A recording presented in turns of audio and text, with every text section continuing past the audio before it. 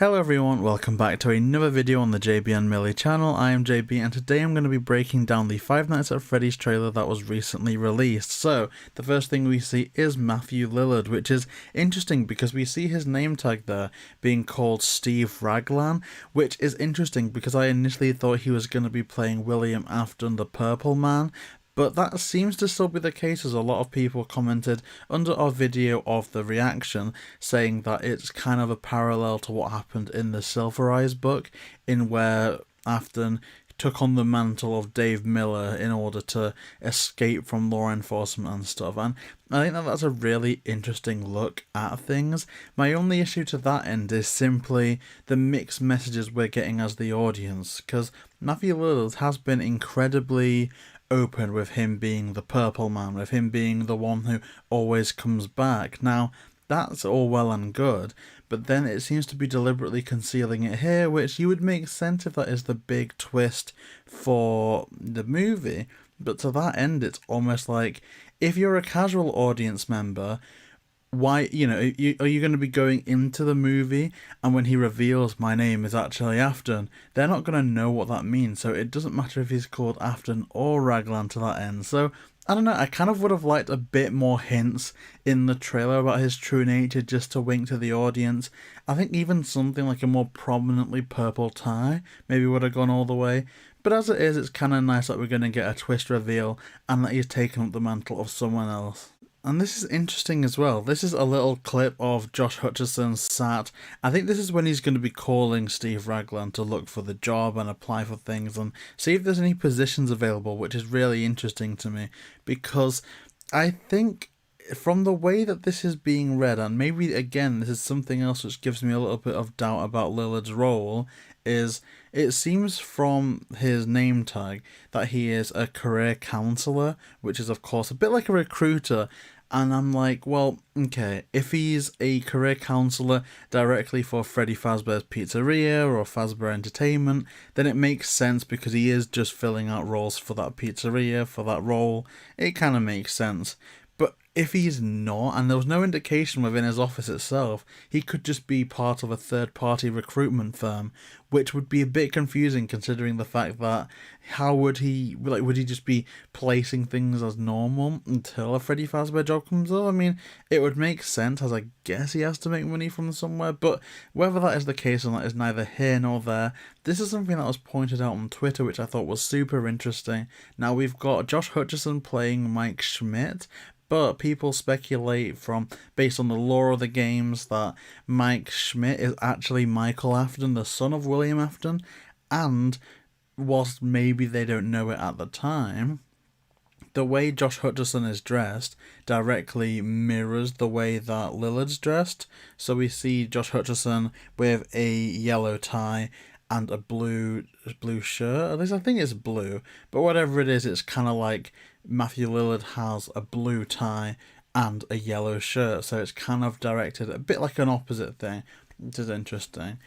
But another detail to mention is we see a clock in the background that looks a bit like a sun, which people have been saying there's, it's kind of a reference to some of the clips that played in Sister Location, which actually would make a bit of sense. When I first saw this being speculated on, I thought it was a little bit of a stretch, but then when I thought about those shorts, that they were almost a bit like an allegory for the Afton household, I think that's a completely legitimate comparison to make, that, yeah, that could be a slight nod to that kind of storyline, and also hinting at the relationship between the Aftons. So yeah, I think that's amazing. So yeah, let us know if you see anything else in this freeze frame, because it's possible I missed things. Let me know in the comment section, but let's move on to the next part of the trailer.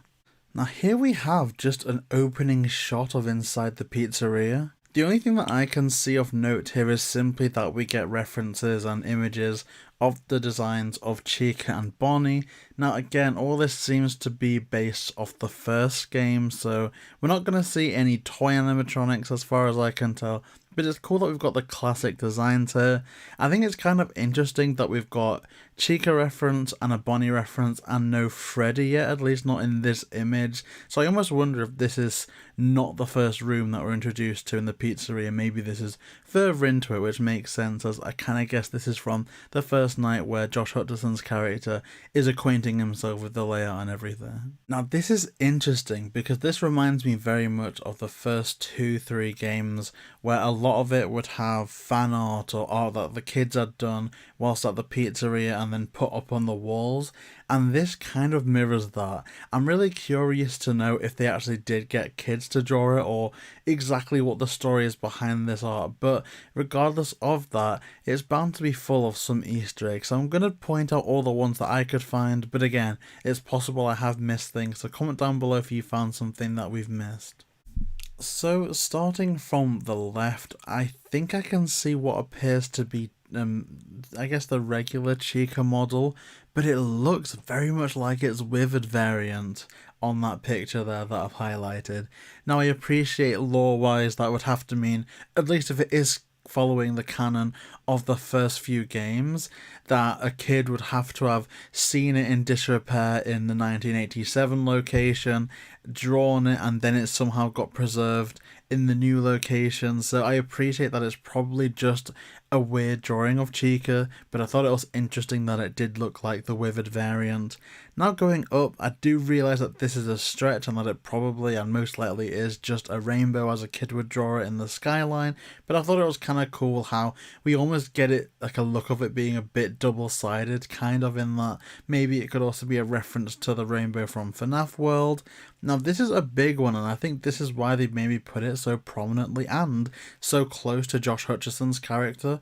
We see what appears to be a family, kind of a look at a nuclear family, I guess, by the look of things there. From the left hand side we've got a person in a purple top, which I'm guessing is going to be William Afton. Now judging by the middle, I don't know if, I don't think it's Josh Hutcherson.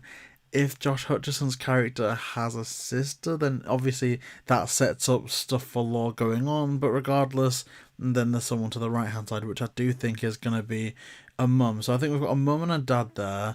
The dad wearing the purple. I do think that this is a hint to the Afton family and maybe some of the background about what's happened and stuff. And it's unusual that that's there because it doesn't contain any animatronics or anything. So the only logical thing I've got is a child drew that at Freddy Fazbear's in order to remember an occasion with family, and so I think that that's quite important. So I do think maybe some of these pictures are going to get drawn more attention to, and if we do get a sister reveal for Josh Hutcherson's character, I do think that they're going to be revealed to be the person that drew this picture. But last but not least, of course, we have the cupcake, which I think is really cool because I know that there were like memes about the cupcake back in the day and how maybe people were thinking it was more prominent than it was. I just think it's interesting that it's pretty much an accessory to Chica, but someone's gone out of their way to draw it. I think it's just really cool. So yeah, again, maybe that isn't everything, but that's all the things that I could find for now. We've got a little bit of a grim screenshot now from the trailer, and it's just a rat in a vent, which you may not think says much, but I think it says a few things. One, it symbolises the absolute disrepair that this building's in, which is so interesting because if we're going by, maybe this isn't official canon, but this is what I remember from watching some of Game Theory's videos as a kid. If this was the location before even the 1987 location that's been repurposed after, you know, the sequel, then it makes sense that it will be a lot more like in disrepair than we would expect, which would explain the rats, and maybe we even see more damage throughout the movie that's not been revealed yet. But also, I remember throughout, I think it's just FNAF 2, maybe I'm wrong, but there were a lot of animatronics that would make use of the vents, like you had Toy Bonnie, oh gosh, who else used the vents? Balloon Boy, Mangle. So the fact that we've got vents in this first location, whilst I don't fully expect it to be utilised much in the way of animatronics using them, I do think we get a screenshot later on of Josh Hutcherson using the vents, and so as a way of getting around the pizzeria, I think it's definitely a good set piece for things to come. And now we have quite a standard picture of Josh Hutcherson's character lurking around. I think this is the security office room, but what's prominent about this is actually that Employee of the Month mural in the background. What's interesting about this is we actually see a cameo from a couple of YouTubers. I can't name all of them off the top of my head. I know we've got 8-Bit Ryan, Razbowski, but prominently, as you can see there, is Dorko, which was a really cool moment for me to see because I was subscribed to Dorko all the way back when he was covering Fnaf 2 and all of like the earlier games, so I've got so much nostalgia in that. For me personally, I associate Fnaf with creators such as Dorko and Markiplier and 8-Bit Ryan and people like that, because I would consume their content non-stop during that era when I was really getting into the lore of things way back when. So it was really cool to see that pay homage to. And also, I think really having been a channel that's covered a lot of Warner Brothers stuff, to now see Blumhouse take the opposite approach and actually embrace fandom and embrace content creators that help boost the franchise, I think that it's such a cool vibe. And if this is successful, I do think Blumhouse will almost be paving the way on how, studios can capitalize on this, because really, with all the cameos of creators that genuinely love the franchise, it's kind of half the marketing already done for the movie. So I really do like how they've embraced the community and embraced fandom. So yeah, really cool to see Dorko get a cameo. This is interesting for me because I think that this is a reference to the first game security cameras, and I know that seems obvious, but I think the angles and locations are the same as well. The only thing that's a little bit, I don't know if it's my first complaint about the movie, but the way that the cameras are pointed at Foxy's Cove, I kind of preferred how it looked in the first game, where it was a close-up and you could, look at the cameras one time and almost a close-up of Foxy's face was coming out. This just seems a bit too far away. And so, whilst we probably can see Foxy emerging more and more, I don't know how the creep factor would play in the same. It just, I don't know, there's just something about that I'm not into. But again, I appreciate that it's paid respect to the original game, which, I don't know how many people will remember it from this point, because I know that a lot of new fans came in through Security Breach, which I'm still yet to play, but it's nice to have that callback regardless. Now, this is a really, really cool Easter egg, and it's one that I noticed right away, but it's like, I don't know, I almost had to double take and had to catch it up on rewatch. But if you look in the background, that is more or less a one-to-one recreation of the original Five Nights at Freddy's Celebrate poster from the first game.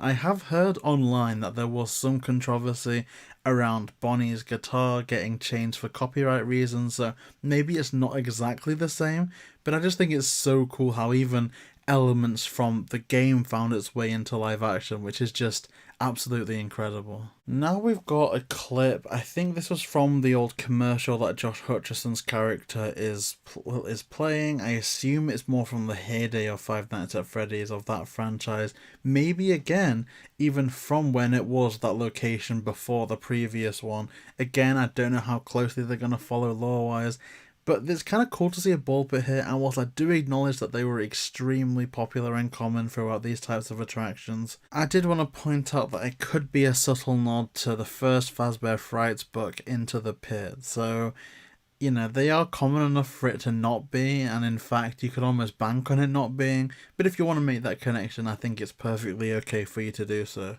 This is a little bit of an interesting one as well, because we see a kid holding a Foxy plush, which I think is an actually released Foxy plush, in that they probably bought this from a store and then brought it in as a prop. But to that end, my only real question is if there's going to be any, ad hoc for the purpose merch for this movie, or if it's just going to be an excuse to reprint older plushies and stuff like that. It's not something that I'm particularly invested in. In terms of Five Nights at Freddy's merch, I am trying to make it my goal at the moment to keep it a little bit, Scooby-Doo 1969 themed and get all of the tie-dye waves for stuff. So right now I've got the full set of tie-dye action figures apart from Springtrap. Got tie-dye Freddy, tie-dye Bonnie in plush form, and I'm still looking for the others. But my question is are we going to get any plushies for the movie's release? I don't really know, but it's cool to see official merch in this trailer nonetheless. We see that theme very much carried over here in the prize corner, because I know that there's a Funko Freddy there. I don't know if the masks or anything of that nature is officially released stuff. I know way back when Sanchi did a few masks, but I don't know if that's one of them. So you'll have to fact check me if you want. Again, maybe I'm putting this all in a playlist anyway, but I'm kind of just catching up on the last few years of Fnaf. But I do remember vividly some of the stuff that happened in the early days. But I think it's cool how, perhaps with it being Blumhouse, who don't make cheap movies as such, but they definitely know how to use that budget incredibly well. And in fact, I think it's one of the things that I love about Blumhouse the most, is that it finds a way to utilize and not seem overly corporate. You still get that rawness there. So for budgetary reasons, instead of making plushies for the film, if you just want to go to a shop or lend something from a collector, 1,000,000% that's the way to go. And so it's cool that maybe people can look at these things and go, oh wow, I've got that in my collection. I think that's completely cool. But it's interesting that we do have a prize corner here, because I don't believe that there was one in the first game. I think that was more something that was introduced with the marionette in the second one. But I wonder if we do get a glimpse at the marionette at some point in this movie. You'll have to let me know if you think we will in the comment section. This is an interesting one, because we see this character with a group of other people approaching the pizzeria during the day, and now we see Bonnie cornering this character. So I don't know what the lore is behind this at all, or where it's going to go storyline wise, or even when it's going to be set, because I've speculated based on the old lore that maybe this was the pizzeria that was before a previous location just repurposed to now, if that makes sense. I mean, if you've kept up with the lore throughout the years, I think you'll get what I'm saying. But this could almost be a flashback to when it was the first location, the original location, when the kids first started to go missing. This is maybe one of the parents or a relative of one of the missing kids breaking in to do their own investigation vigilante style, because I know Elizabeth Lail's character, I think Vanessa, the security guard or the police officer, mentions that when that missing children's incident did happen, they looked Freddy's, they kind of looked in every nook and cranny, and this could have been maybe a grieving parent leaning into conspiracies, breaking in to investigate for themselves. That could be the case here, and maybe we do actually see Bonnie. Maybe that was his kid, the Bonnie kid. I don't know about that, but it's interesting to see that we're going to get the animatronics interacting with a couple of, other adults other than, your Mike Schmidt characters or even your Afton characters. So that is awesome. And also, I thought that this was pretty interesting. But it looks like Bonnie is in a supply closet or a storage room, which is where Bonnie hung out in the original game. So I think it's really cool that they dwell in there, or maybe they're just in there through circumstance. But I think it's a super cool reference nonetheless. Now, I have mentioned the missing kids incident throughout this video, and this is kind of that personified, but it's interesting because before we even get to breaking down which kid is being assigned to which animatronic, I want to speculate on this quite a bit, because we see this plane a lot, and I know that this is probably obvious, but I do want to point out the implications of this scene. I think it's a foregone conclusion that this is Mike going to some type of, the ancestral plane from Black Panther or something, some type of hallucinatory afterlife world where he can see the kids, and it's almost a glimpse into the afterlife. I'm wondering what spurs that on, what takes a normal character, who we don't know if he's got any psychic abilities, to now see this other world. I think it's either going to be spurred on by a relation to Afton, or maybe this could be when a Golden Freddy or the puppet comes and really tries to explain the background of what really happened. So let me know what you think about how Mike can see into the afterlife, because bar it being a hallucination, I think that that's all this can be, you know, a character projecting this onto him so that he can see the full story versus, you know, the buzz of the press or the story that he's going to be hearing. So this is what I've come up with in terms of what I think, and I know that this has probably been everyone's speculation at this point. I wasn't sure about Freddy at all, just because it was kind of just by process of elimination that's how I got that was Freddy. All of the others I'm quite confident on because of the color schemes, and you know, obviously Freddy, like Foxy's the most obvious one with the hook. I mean, what I think is kind of interesting is the trailer doesn't necessarily go to lengths to conceal Golden Freddy's kid, which I think was Cassidy last time I remember. But Golden Freddy's kid is there if you look. If you're not looking, you might miss them. A little bit like how they were in the Give Cake mini game. So I think it's super cool that there's that consistency there. But it's also leading me to think maybe the twist at the end of this is we could see Josh Hutcherson's Mike become the puppet potentially. I mean, I don't know, that's just speculation at this point. But yeah, here we have the missing kids kind of, you know, showing us who they're assigned to. So yeah, I think that's super cool. So this is another one of those kind of collages which I think is going to be super interesting. I thought that in old FNAF Clue fashion, what I'm going to actually do is I'm going to brighten this up a little bit. So let me know if there's anything that you can see in this that I'm missing, because I really couldn't see much of anything apart from the obvious, and I think this is what the movie trailer and what the characters are going to be paying attention to, is that spring Bonnie costume in the middle, which obviously has the 5 kids surrounding it. Now, obviously, the lore, we kind of all know that we're going to have the killer, presumably Afton, in the spring Bonnie costume to lure those 5 kids away, who will then go on to embody the animatronics of Foxy, Freddy, Chica, Golden Freddy, and all of that. So that's kind of as obvious as you can get. I don't really know if there's any other relevance to any of the other pictures, but again, let me know. But I think it's interesting that we're almost... It's an intriguing trailer to people that don't know. But again, I feel like if you know the lore of the games, or if you know enough of the lore, it's already spelled out quite a bit, but that's not a problem at all because it's all in the execution. I just think it's interesting that we really do get that confirmation of how closely that this lore is going to tie in with the first few games. And speaking of the Golden Spring Bonnie, here we have a first look at what I think is Springtrap. I mean, it's a kind of interesting one because we hear human humming come from the suit.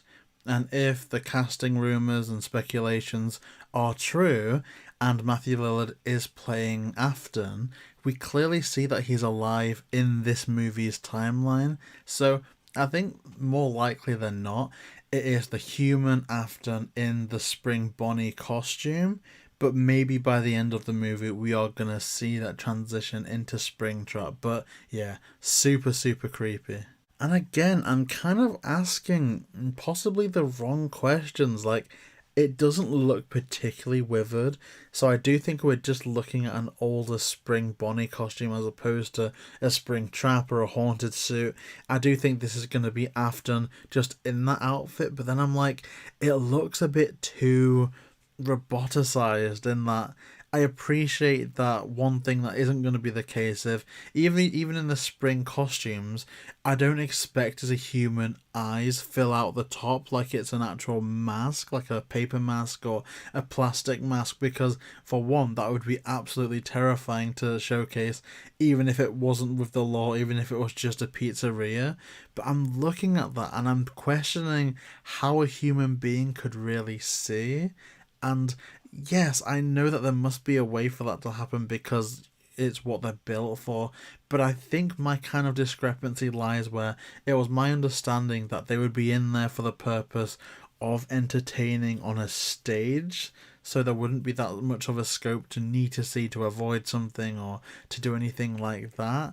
You know, I just don't really see how he could be seeing from here, especially with that glowy animatronic eyes. So maybe I'm a bit confused because I don't know how the Springlock suits quite work in practice, But from a production design perspective, and because we clearly see that there is a human in here versus it being either a haunted animatronic or just a rogue animatronic, I think this is set to be an epic portrayal of this character, which I'm just so excited for. But yeah, I'm kind of just looking at it and wondering what's going on, especially because I even said this in the reaction video. It doesn't sound like Matthew Lillard humming at all.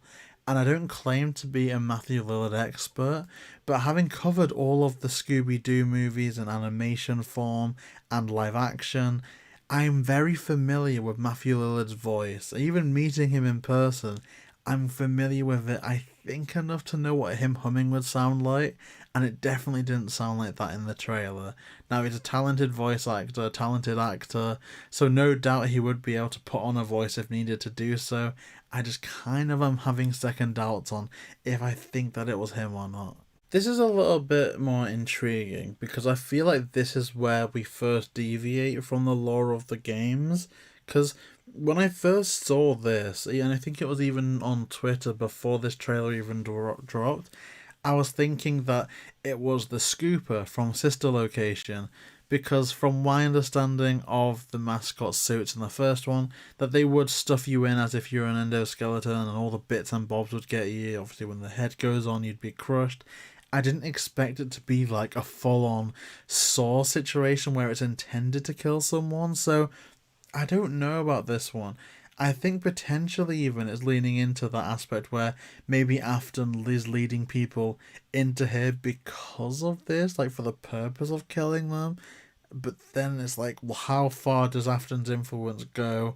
And how far do the children's influence over the animatronics go? Are they maybe looking for revenge against security guards or the Afton family? If so, why are the suits just made like this? So, it's something I'm a bit confused about, but again, I'm intrigued to see how it all plays out.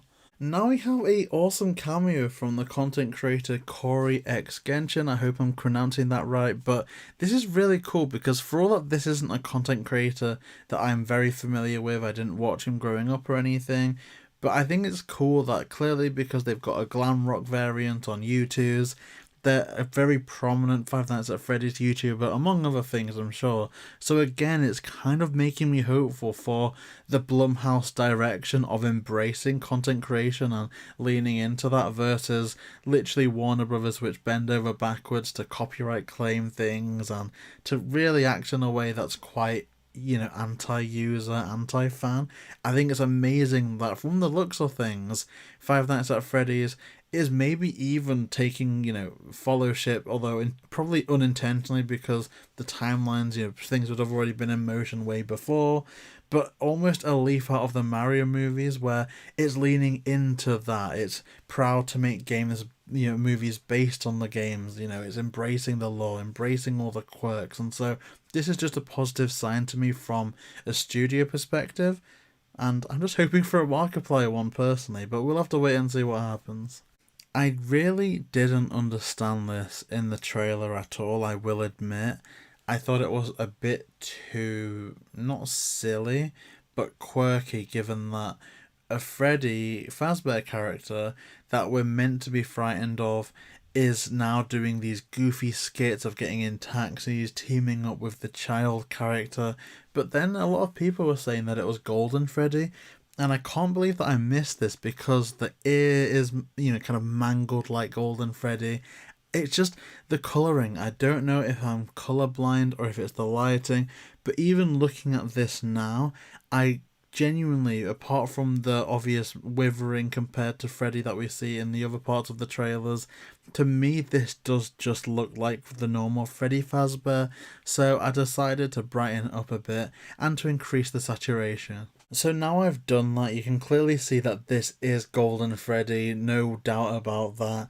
And that just improved things a whole lot for me, because Golden Freddy was always the outlier in the games, being the only one that wasn't stood up, that could materialise, that had a ghostly effect of appearing on posters and stuff, and being almost a phantom animatronic before phantom animatronics. And because of the spring-lock nature that we speculate Golden Freddy has, almost being the partner to Spring Bonnie, I think it's cool that if we do have a character teaming up with one of the kids or to be almost helpful in comparison to the others, then I'm glad that it's this one more than, say, an animatronic that people like that's popular just going rogue, say Foxy.